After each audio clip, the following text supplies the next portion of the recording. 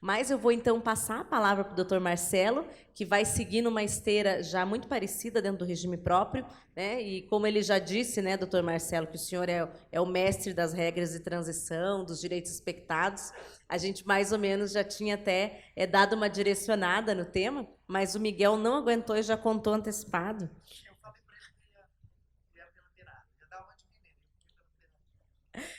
Então, eu passo a palavra ao doutor Marcelo.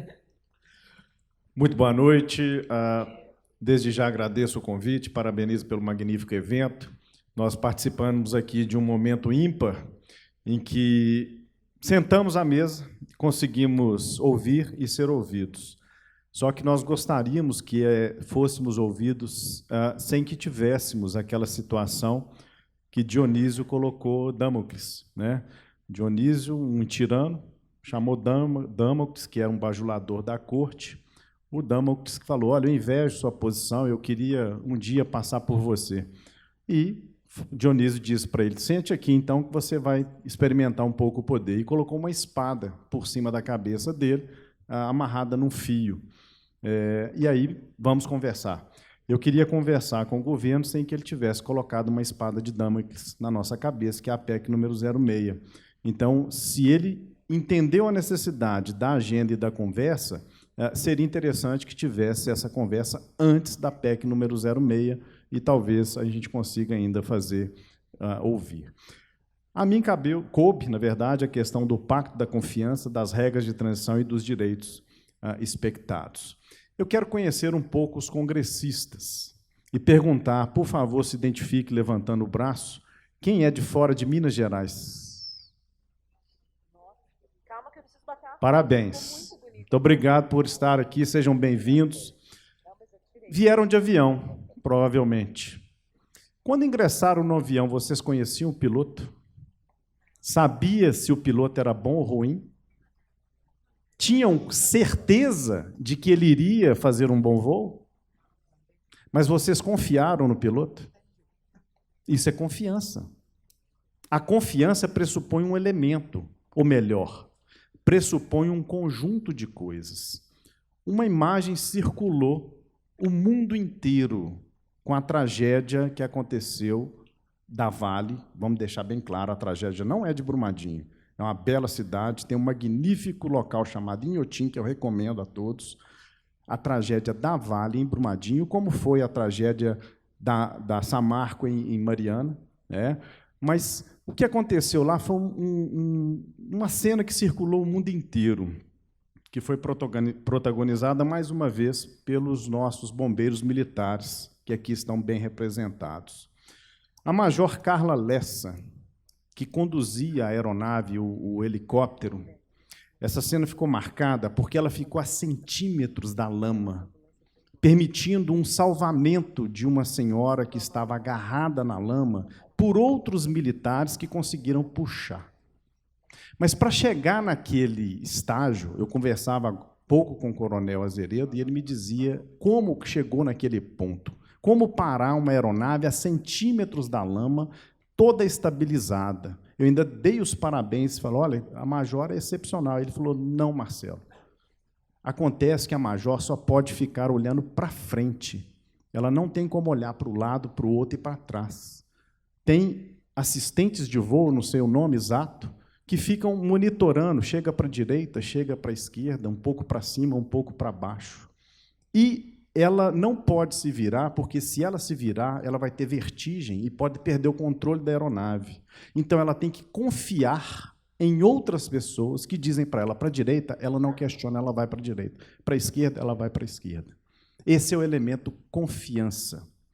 E me sinto assim, fiquei muito sentido da saída do Dr. Bruno, porque ele tratou da confiança no sistema de Portugal, sendo que o princípio da proteção da confiança não vem de lá, não vem dos nossos patrícios. E lá não deu certo, talvez pelos que foi usado.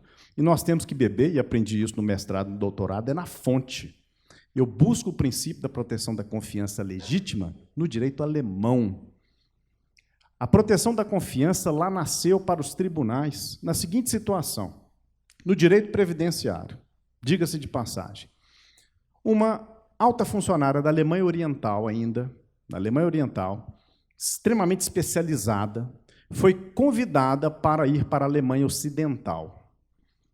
E ela disse, olha, não vou, porque aqui na Alemanha Oriental eu tenho um alto salário e recebo uma pensão por morte do meu marido. A Alemanha Ocidental falou, não, venha para a Alemanha Ocidental, que eu vou te dar a pensão por morte do seu marido e vou aumentar o seu salário. Com base nesta promessa, que foi reduzida a termo, ela veio para a Alemanha Ocidental. E depois o governo mudou na Alemanha Ocidental e quis cortar o benefício porque não tinha base legal.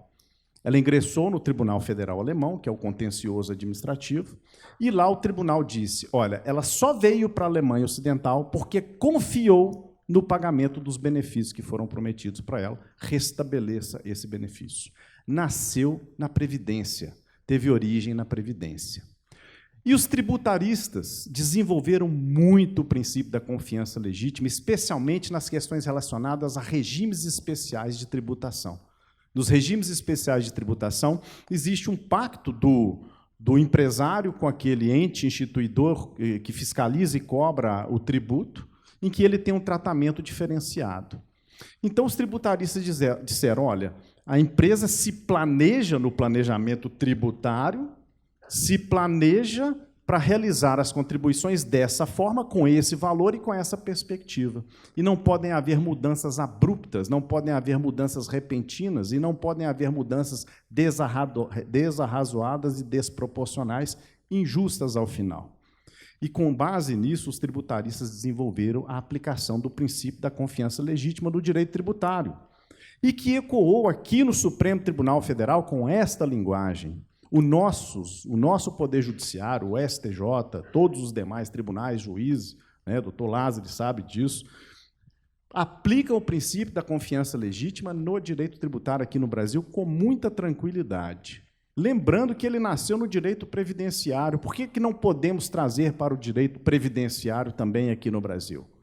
Então, a questão de proteção aos direitos sociais, se deu errado em Portugal, nós não podemos tomar como exemplo. Nós queremos o exemplo da Alemanha. Então, eu questiono a reforma, sim. Porque a reforma, primeiro, ela não traz algumas regras de transição, e as regras de transição que traz são desarrazoadas, desproporcionais e injustas, por vezes.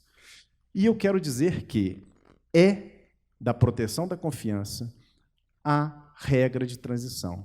Os direitos de transição são direitos fundamentais da pessoa humana. Estão encampados pelo princípio da segurança jurídica, lá do artigo 6º da Constituição, do artigo 5º da Constituição, do preâmbulo da Constituição. Todos estão lá. Então, quando eu falo em segurança, eu preciso trabalhar a proteção da confiança e os direitos de transição.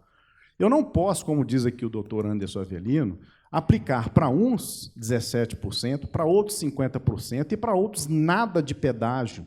Isso é iníquo, isso é desarrazoado, isso é desproporcional. É necessário que haja, sim, uma transição, é necessário que essa transição seja conversada, dialogada, estabelecida, aprovada e depois nós vamos executar. O problema todo é que nós não fazemos a reforma que tem que ser feita. O doutor Miguel falou aqui, emenda 3 de 93.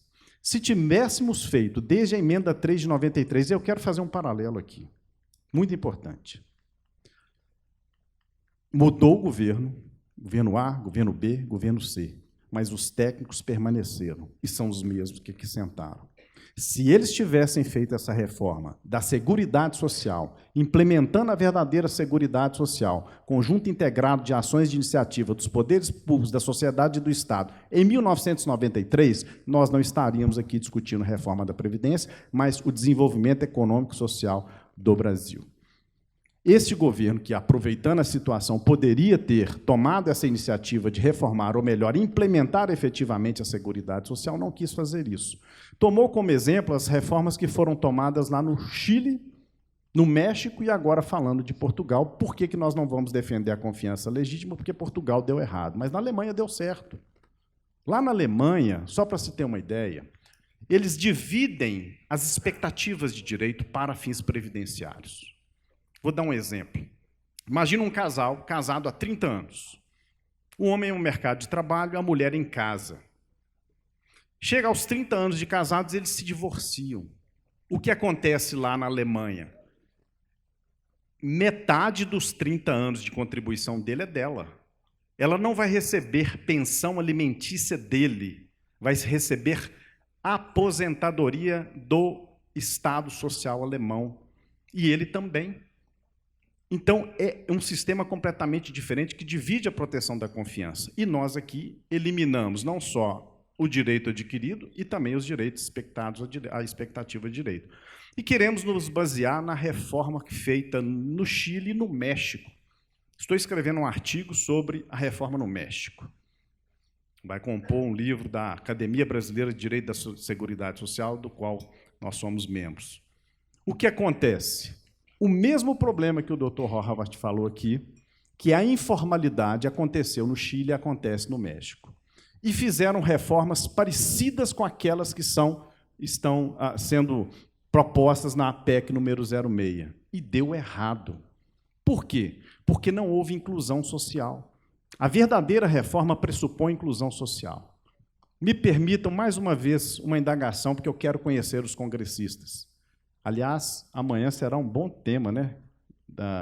Na parte da noite. Doutor Roberto, eu quero agradecer, porque tem uma confraternização à noite, ele me colocou à noite para a confraternização, e de manhã, 8 horas, eu tenho que estar aqui para a palestra.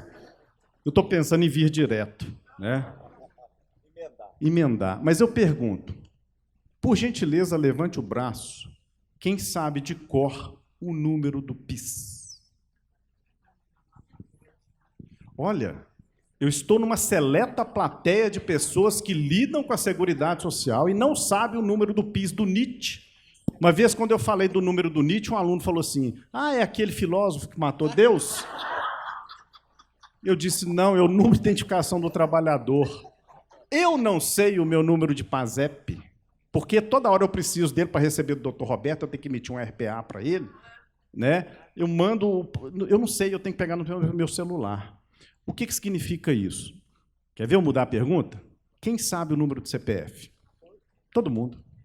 O que significa? Nós somos todos consumidores. Nós gastamos e a nossa tributação é sobre o consumo. Nós não somos poupadores, nós não temos o aspecto de número de identificação social. Pergunta ao alemão, ao norte-americano, qual é o principal número de identificação dele? Social Security.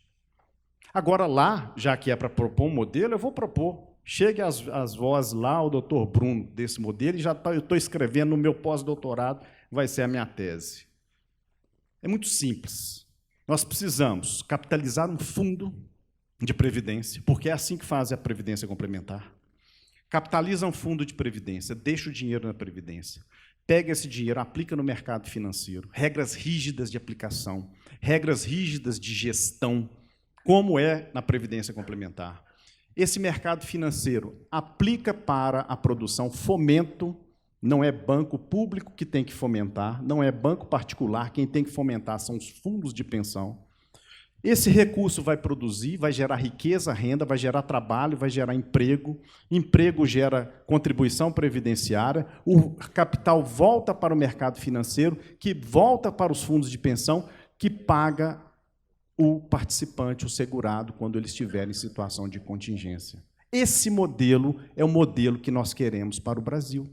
Nós não queremos adaptações imediatistas, reformas, que se dizem reformas, nova previdência, que muda só a roupagem, mas permanece aqueles arremedos de alterações. Agora, nós temos que saber ouvir sim. Eu creio que previdência merece ser reformada o tempo todo. Nós não estamos em reforma da Previdência, nós somos reforma da Previdência. Então, a primeira coisa é essa, e eu não falei, há uma resistência de falar reforma da Previdência, cartão amarelo. A resistência de falar de reforma da Previdência. Por quê? Porque há um medo da alteração. Agora, vamos fazer uma reforma justa da Previdência? Vamos conversar sobre esse tema, vamos admitir a reforma, sim, mas uma reforma dialogada, uma reforma procedimentalista, uma reforma que não tenha uma democracia unidirecional, que ela seja uma democracia dialogada, como aqui aconteceu. Reforma, sim. Outra coisa que nós temos que ouvir na fala dos representantes do governo é essa ideia de vamos discutir de uma forma desapaixonada. Desapaixonada. Claro que nós temos que colocar, sim, o nosso ponto de vista técnico, humano, acima de tudo, né? Mas nós temos que sentar e conversar. O diálogo é extremamente importante. Eu queria finalizar, então, já caminhando para o final, com uma fala do doutor Vitor Souza, um juiz federal, que escreveu um livro pela editora Alteridade sobre a proteção da confiança. Meu livro de doutorado é Direito Expectado, e fico muito honrado dele ter citado o livro nessa magnífica obra dele. E ele, já no início, diz sobre a confiança, e eu vou citá-lo aqui. Confiar é um ato de amor, de entrega, um lenço, um laço, um passo seguro no escuro, claro, dos dias raros, em que o sol é amaro e a noite insegura doura a paura. Muito obrigado e fica à disposição.